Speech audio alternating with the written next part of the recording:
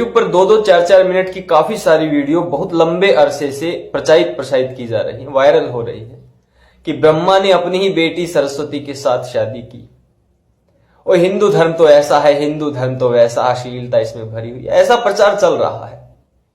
अंतिम बार अपना समय इस विषय पर, इस वीडियो को देखने में खर्च कीजिए। आपने बहुत समय खर्च किया इस विषय पर, अंतिम बार थोड़ा समय जरूर खर्च करना, अंत तक ये वीडियो जरूर देखना यदि आप सच्चाई तक पहुंचना चाहते हैं। 2 मिनट की तो नहीं बनेगी, लेकिन हां, आपको सच्चाई तक पहुंचा देंगे, ये मैं आपको विश्वास दिलाता हूं।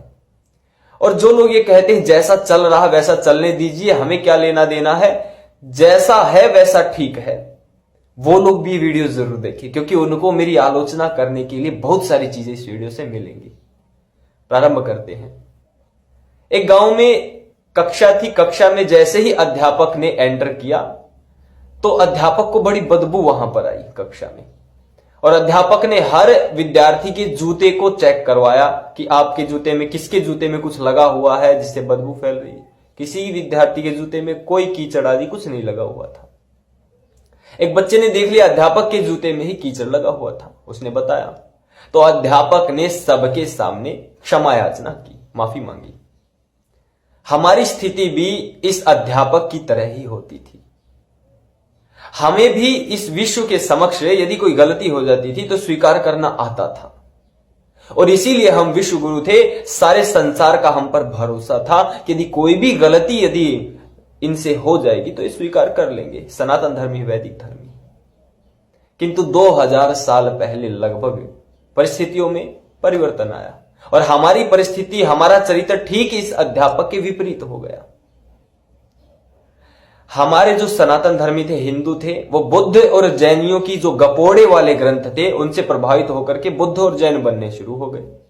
पंडित पुजारियों को कुछ सूझा नहीं, कुछ समझ में नहीं आया। उन्होंने भी पुराणों में जबरदस्त घालमेल और गपोड़े मिलाने शुरू कर दिए। आज से लगभग 2000 साल पहले ऐसी ऐसी बातें बताई, ऐसी ऐसी बातें लिखी जिसका कोई सिर नहीं, जिसके कोई पैर नहीं।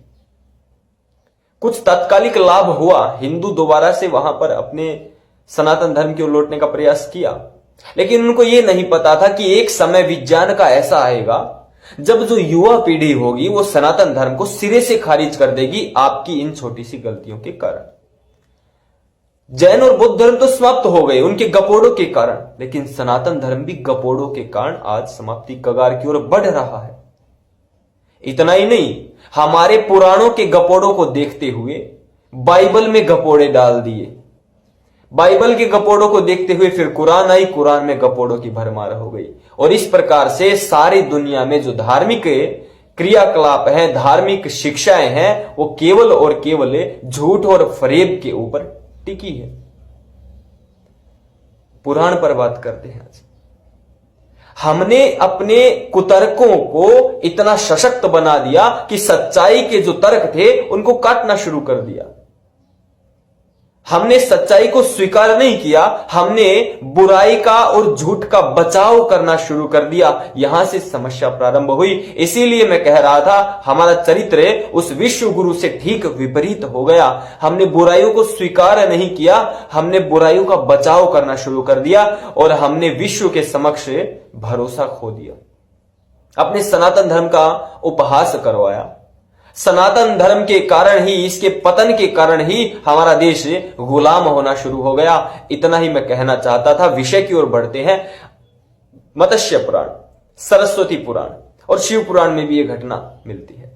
मूल रूप से मत्स्य पुराण और सरस्वती पुराण में घटना आती है जब ब्रह्मा जी की बात बताई जाती है कि उन्होंने अपने ही जो पैदा की हुई लड़की थी, अपनी ही बेटी सरस्वती थी, उससे विवाह कर लिया। उससे वो मोहित हो गए, उसको ढूंढते रहे। तो वो आकाश में जब जाकर छिपी तो अपने 5वें सिर से आकाश में भी उसको ढूंढ लिया। बाद में उसको बेचारी को शादी करनी पड़ गई थी अपने ही पिता ब्रह्मा से।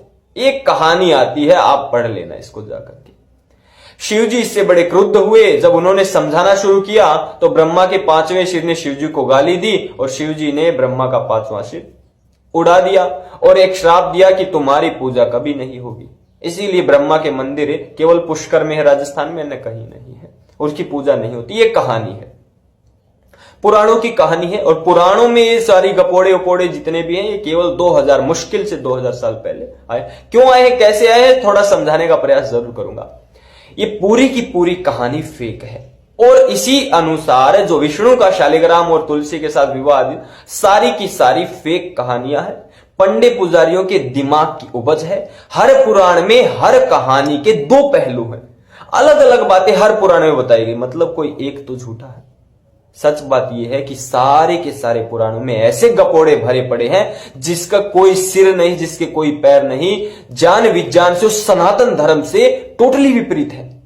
अरे सनातन धर्म की अनुसार ज्ञान विज्ञान की मोक्ष विज्ञान की परंपरा रही है और हम सृष्टि कर्म के अनुकूल होते थे, प्रतिकूल यहां पर कोई क्रियाकलाप नहीं होता था। ईश्वर के बनाए हुए नियमों को स्वयं ईश्वर ही नहीं तोड़ेगा। यदि टूट गए उसके बनाए हुए नियम तो वो अपूर्ण हो जाएंगे, ईश्वर अपूर्ण हो जाएगा, वो कमी वाला हो जाएगा। इस विषय को कभी अलग से लेंगे, कभी हमारा धर्म रक्षा शिविर लगाएंगे तो ईश्वर क्या है, क्यों है, कहां है, कैसा है, कब आया, कब जाएगा, कब बना, किसने बनाया, ये सारे विषय धर्म रक्षा शिविर में होते हैं। बहुत टेढ़े विषय हैं तो वहां पर अच्छे से समझाए जा सकते हैं। तो ये कहानी इस प्रकार से है। मैं मूल मुद्दे पर आने का प्रयास करता हूं। ये जो कहानियां बनाई गई हैं, एक बात आप सदैव कान खोलकर ध्यान रखें, सुन ले कि जिस ग्रंथ में इतिहास होगा, जिस भी ग्रंथ में कहानियां होंगी, वो धर्म ग्रंथ नहीं है, वो है इतिहास ग्रंथ। उसे कहते हैं इतिहास शास्त्र। इसीलिए संसार में कुरान एक धर्म ग्रंथ नहीं है, वो इतिहास ग्रंथ है। बाइबल इतिहास ग्रंथ है, पुराण इतिहास ग्रंथ है, रामायण इतिहास ग्रंथ है, महाभारत इतिहास ग्रंथ है। ये धर्म ग्रंथ नहीं है। धर्म ग्रंथ है वेद, इसीलिए सनातन धर्म कहते हैं, इसीलिए वैदिक धर्म कहते हैं। और हिंदू वैदिक धर्मी है, सनातन धर्मी है, इसीलिए कहा जाता है, पुराण धर्मी नहीं कहा जाता। कुरान में ऐसे गपोड़े भरे पड़े, बाइबल में गपोड़े भरे पड़े हैं, पुराणों में गपोड़े भरे पड़े हैं, जैन और बौद्धों के धर्म ग्रंथों में गपोड़े भरे पड़े हैं। इसका कारण सीधा और सीधा है, इनमें केवल काल्पनिक इतिहास की बातें भरी हुई हैं। आपको समझाता हूं, जिसमें इतिहास होगा वो धर्म ग्रंथ क्यों नहीं है। आप एक नया फोन बाजार में लेने जाएंगे तो उस नए फोन के साथ उसको चलाने का जो सिस्टम होता है वो साथ के साथ, वो पैम्पलेट आदि सब उसके साथ मिलता है, बुकलेट आपको साथ दी जाती है कि इसको ऐसे उपयोग करना। कोई भी नई चीज लेंगे साथ की साथ आएगी, आपको पता थोड़े है कि कैसे उपयोग करना, तो वो साथ की साथ मिलेगी। तो ये सृष्टि जब बनी तो साथ की साथ संविधान मिलेगा। उस समय कोई इतिहास नहीं है पुराना, तो उसमें इतिहास की कहानी गपोड़ी होना ही नहीं चाहिए। अब आप फोन ले रहे हैं और उसमें फोन का इतिहास भरा पड़ा हो, कंप्यूटर ले रहे हो और कंप्यूटर का विकास की आधुनिक काल तक ये कंप्यूटर का विकास कैसे हुआ प्राचीन काल से, ये लिखा हो, उसमें इतिहास भरा पड़ा हो, तो उसका क्या लाभ। आपने इतिहास थोड़ी पढ़ना है भैया, कंप्यूटर को प्रयोग कैसे करना ये बताइए। तो सृष्टि ईश्वर ने बनाई, उसको प्रयोग करने की सारी चीजें जिस ग्रंथ में है, ज्ञान विज्ञान, किस प्रकार से आपको समुद्र को लांघ करके विमान आदि बना करके आगे बढ़ना है, किस प्रकार से आपको आयुर्वेद के द्वारा अपने शरीर को स्वस्थ रखना है, कैसे आपने विद्या अध्ययन करना है, किस प्रकार से आपने ज्ञान और विज्ञान की परंपराओं को आगे बढ़ाना है, किस प्रकार से आपने इस जल से, इस प्रकृति से फायदा लेना है, अन्य बहुत सारी ज्ञान विज्ञान की परंपराएं जिस ग्रंथ में हो वही ईश्वर का ग्रंथ हो सकता है। ये इतिहास ग्रंथ नहीं है। हम तो स्पष्ट कहते हैं रामायण हमारा इतिहास ग्रंथ है, महाभारत हमारा इतिहास ग्रंथ है।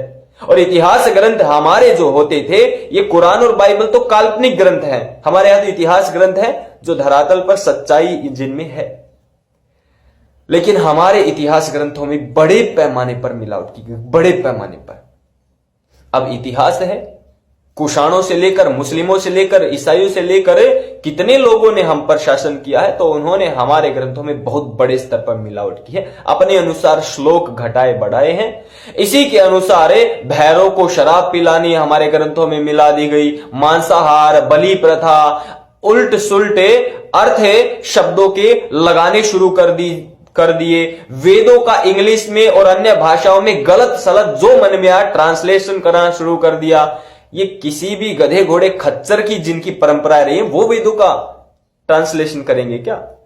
जिनके यहां गायें और ऊंट बैल पाले नहीं जाते थे क्योंकि चारा नहीं था खिलाने के लिए, वो वेदों का ट्रांसलेशन कर गए, शर्मनाक। और आज उन्हीं वेदों के ट्रांसलेशन से हमें पढ़ाकर बताया जाता है इस मंत्र का देखो ये अर्थ है, इस मंत्र का देखो। अरे वेद में महोच्च विज्ञान है और मैंने अनेकों वीडियो बनाए और भविष्य में आएंगी। मैं मानता हूं ये विषय पूरा का पूरा आप समझ गए होंगे कि चीजें घूमी कैसे आखिरकार। जो अपनी गलती स्वीकार करना नहीं जानता वो मनुष्य कहलाने के लायक नहीं है। और यदि हमारे सनातन धर्म में कुछ भी गलत आया है तो हमें तुरंत उसको दूर करना चाहिए। ये विचारधारा बहुत ही घातक है कि जो गलत है उसको भी अभी रहने दिया जाए, जो जैसा है चल रहा है जैसा है उसको आगे बढ़ने दिया जाए, इसमें नुकसान हो सकता है। ये बहुत गलत विचारधारा, क्योंकि इन्हीं चीजों को दिखा करके और आज की युवा पीढ़ी को मुस्लिम बनाया जा रहा है, ईसाई बनाया जा रहा है। और वहां इतनी घटिया परंपराएं हैं। पुराण की बात बताता हूं। पुराण में यदि ब्रह्मा जी ने इस प्रकार का कोई क्रियाकलाप किया तो उनको सजा दे दी। किसी भगवान ने भी, जिनको ब्रह्मा विष्णु महेश एक हमने आजकल को जो परिपाटी बनाई है, उसने भी यदि कभी कोई छोटा मोटा गलत काम किया तो उनको सजा दी गई। लेकिन मुसलमान और ईसाइयों में क्या है?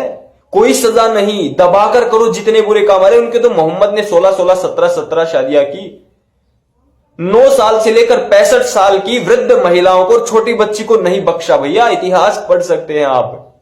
ये अंतर है कि बुराइयां भी पुराणों में किस हद तक हैं और इनके ग्रंथों में किस हद तक बुराइयों को मिलाया गया है। तो ये मूल विषय था, ब्रह्मा ने अपनी बेटी के साथ विवाह किया अथवा नहीं। ये जो कहानी है ये पूरी की पूरी टोटली फेक है, ये काल्पनिक है, ऐसा कभी नहीं हुआ। केवल और केवल पंडित पुजारियों की मन की और उनकी कल्पनाओं की, उनके सपनों की एक खोज है। आज के बाद मैं मानता हूं इस प्रकार की चीजों को अपना कह करके और डिफेंड करने का प्रयास आप ना करें, तभी हम सच्चे मनुष्य कहलाने के लायक है। और इस वीडियो को जहां तक हो सके शेयर जरूर कर दीजिए। थैंक्स। भारत यूट्यूब चैनल आपका अपना यूट्यूब चैनल है। आलोचनाओं से नहीं घबराते हैं, केवल सत्य लेकर आते हैं। इसीलिए इसको सब्सक्राइब करें और करावें ताकि विभिन्न विषयों पर आपको सही जानकारी होती रहे। धन्यवाद। जय श्री राम। नमस्ते।